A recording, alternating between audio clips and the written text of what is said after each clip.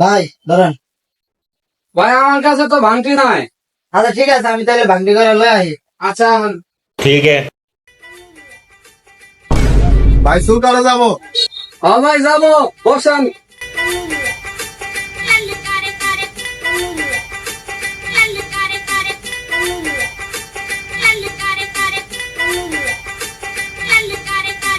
শালা তো গেল, শালা দেখে বোঝা যাচ্ছে শালা বাটপার, বুঝছেন ভাই?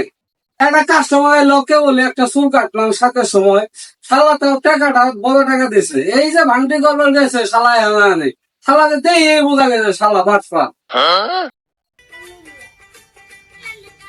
ভাই এই যে টাকাটা, আশপাশে মনে করেন কোনো দোকান খোলা নাই বুঝছেন, এই দূরে গেছিলাম ভাঙটি আনতে, এই যে টাকাটা।